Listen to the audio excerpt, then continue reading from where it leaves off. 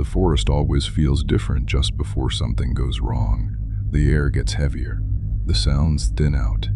Even the light seems to fade a little sooner than it should. My name is Samantha, but everyone on the crew called me Sam. I worked as a national park ranger for 6 years, mostly on backcountry patrol and search calls. I loved that job more than anything. Being out there felt honest. Simple. Just trees, wind, dirt, and whatever decided to cross your path that day. Most people think the woods are peaceful, quiet, safe if you stay on the trail and follow the rules printed on the signs. That is what I believed when I first joined. I thought the real dangers were obvious things. Bears, mountain lions, bad weather, the kind of threats you can prepare for. I learned pretty quickly that not everything out there gives you a warning. I quit a couple of years ago, not because of the long shifts or the pay or the isolation. I left because some of the things I saw out there never really left me. You can push those memories down for a while, but they always find a way back up when it gets quiet. Nights are the worst. Your brain fills in the silence with things you wish you could forget. People don't like talking about what happens deep in the woods, even the ones who have seen it. Especially them. There is this unspoken rule that you keep it to yourself and move on. Pretend it was nothing. Pretend you imagined it. I tried doing that for years. It does not work. So I decided to start writing some of it down, not to scare anyone. Mostly so it stops circling in my head every time I close my eyes. This was the first time something happened that I could not explain away. I was still a junior ranger back then. New uniform, new boots, still trying way too hard to prove I belonged there. I said yes to every task, volunteered for anything that sounded even slightly serious. I wanted the senior staff to see I could handle myself. One afternoon, we got a call from a hiker reporting screams coming from deeper in the forest, just off one of the more popular trails. That kind of call was not unusual. If you have ever heard a mountain lion, you know it sounds exactly like a woman screaming. First time you hear it, it makes your blood run cold. I was already heading to grab my gear when my chief at the time stopped me and said he would come along. That part felt strange. The call sounded minor, and this kind of check was usually handled by whoever was closest. Someone at his rank rarely bothered with it. I figured maybe he just wanted to see how I handled myself in the field. I was still new, so I did not question it. We set off down the trail, making small talk the way people do when they are trying to keep things light. I remember laughing at something stupid I said just to fill the quiet. He made a quick remark about always taking even the small calls seriously, because you never know what you will find out there. At the time, it sounded like standard mentor advice. Later, I realized it was probably a warning. We reached the area where the screams had been reported and stepped off the main trail, moving north through thicker brush. The sound came again, high-pitched, warped, close enough that it should have felt familiar, like a mountain lion call. But something about it was wrong. It was too stretched, too sharp at the edges, like someone trying to copy the sound but not getting it quite right. We kept moving toward it anyway. About 10 minutes in, everything stopped. I do not mean it got quieter. I mean, it felt like someone had taken all the sound out of the forest at once. No wind through the leaves, no insects, no distant birds, nothing.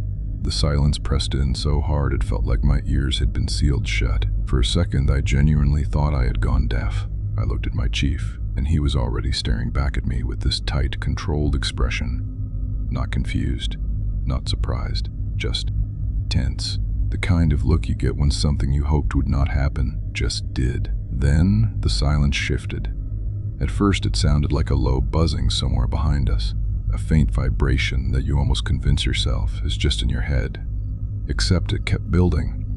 The sound did not just sit in the air. It moved through my body. My jaw started to ache. My ears felt like someone was drilling into them from the inside. My vision even began to shake slightly, like the world was humming at the wrong frequency. And that is when I saw it. Between a cluster of trees ahead of us, something dark moved. Not an animal, not a shadow from the branches. It stepped forward just enough for me to make out a tall shape, easily 7 feet or more, too thin in some places, too wrong in the way it held itself. Then it bent down and started crawling toward us. The moment it dropped to all fours, my body reacted before my brain could catch up. Every instinct I had screamed at me to run. It did not move like any animal I had ever seen in those woods. The motion was too deliberate, too controlled, like it was choosing each step instead of scrambling the way a predator normally would. The buzzing in my head intensified as it crawled forward. That worked scream came again, but quieter this time, stretched thin like it was echoing from somewhere much farther away than it should have been. My chest tightened so fast it felt like all the air had been pulled out of my lungs. I took one step back and turned slightly, already preparing to sprint. Before I could move, my chief grabbed my arm so hard it nearly spun me off balance. His grip was firm, almost painful, and he pulled me close enough that I could feel how steady his breathing was compared to mine. He wrapped his other arm around my shoulders, locking me in place. I started to protest, ready to tell him we needed to get out of there fast, but he leaned in just enough for me to hear him clearly. "Don't run, don't talk, don't look back. Just keep walking." His voice was calm, not rushed, not panicked. That calm scared me more than anything else in that moment. People only sound like that when they already know how bad something is.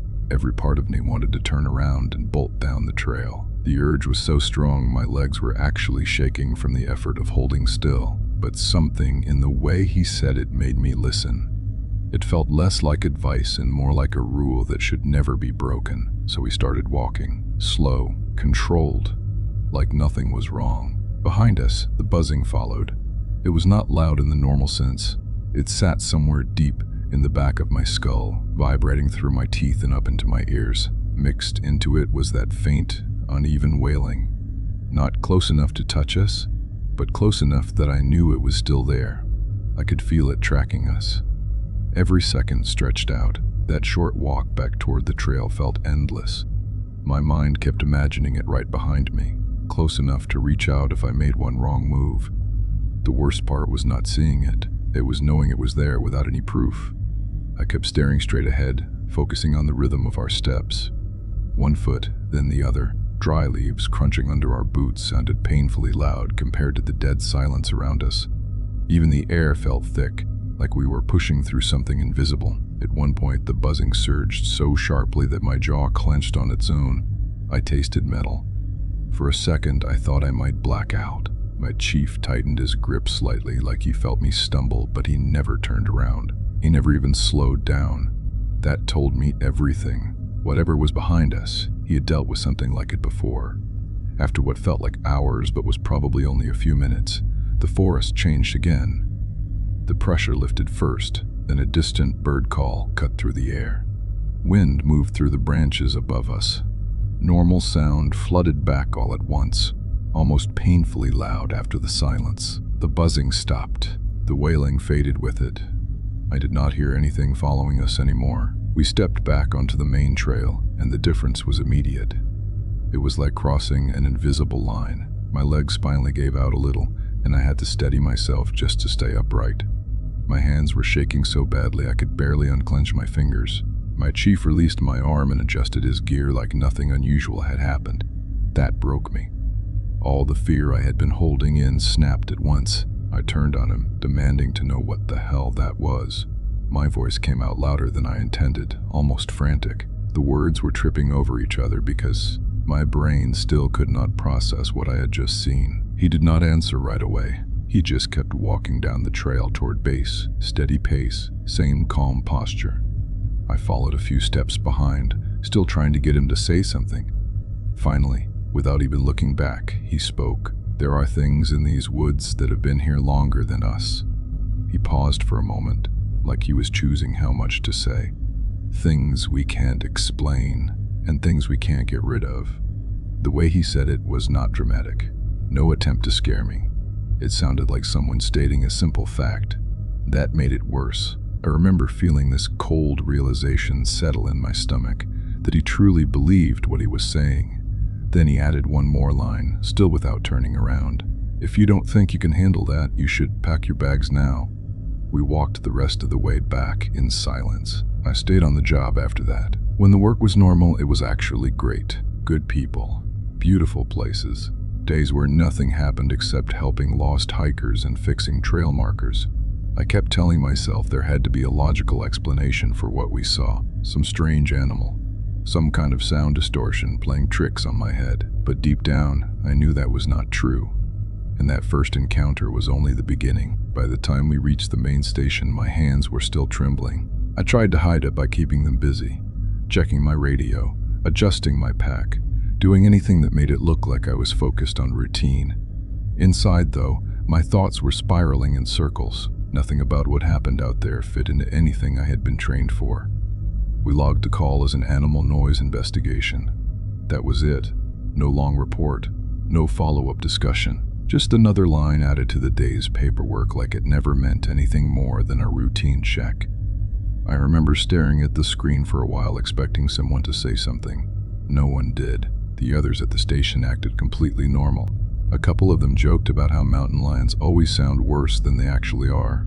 Someone asked if we found tracks. My chief simply said the noise had stopped and there was nothing else to report. His tone was flat, professional, and final. The conversation moved on within seconds. That was my first real lesson about how things worked out there.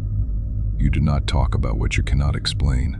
Later that evening, when most of the day's staff had cleared out, I finally worked up the nerve to ask one of the older rangers if anything strange had ever happened on patrol. I tried to keep it casual, like I was just curious. He gave me this long look, the kind that lasts a second too long, then shrugged it off and said the woods can mess with your head if you spend too much time alone. It sounded like a joke, but his eyes did not match the smile. That night I could not sleep. Every time the room got quiet, my ears would ring faintly and my brain would fill to silence with that same low vibration we heard in the forest.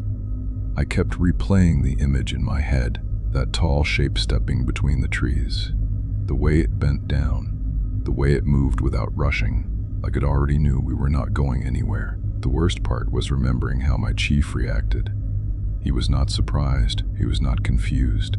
He knew exactly what to do. Over the next few weeks, I started noticing small things I had ignored before. Rangers checking their surroundings a little too often when they were off the main trails. People avoiding certain areas without giving a reason. Conversations that stopped the second someone new walked into the room. Once, during the morning briefing, someone mentioned hearing strange noises during a night patrol. The room went quiet for half a second. My chief cut in immediately and redirected the discussion back to trail maintenance. No one pushed it. That silence said more than any explanation could have. I kept telling myself I was overthinking it.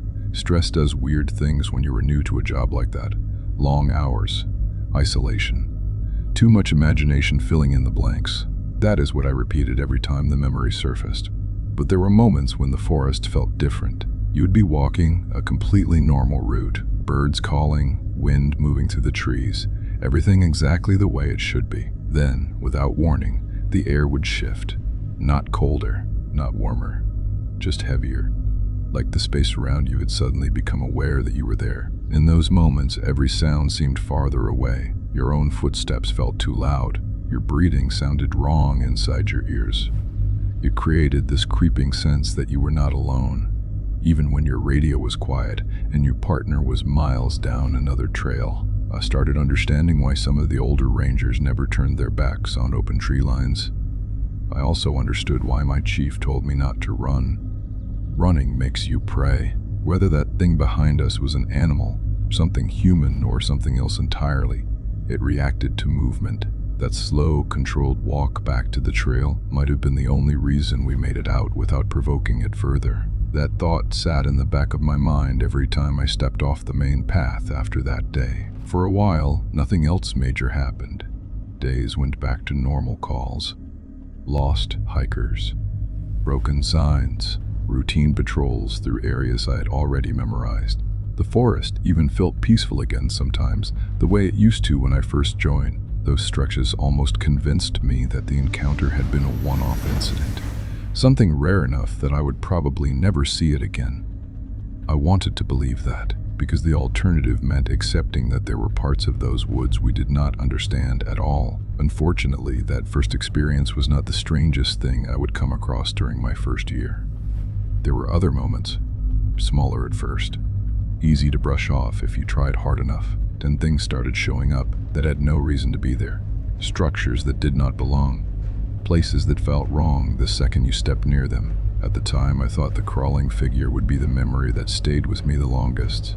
I was wrong. What I found later during a routine search made that first encounter feel almost simple by comparison.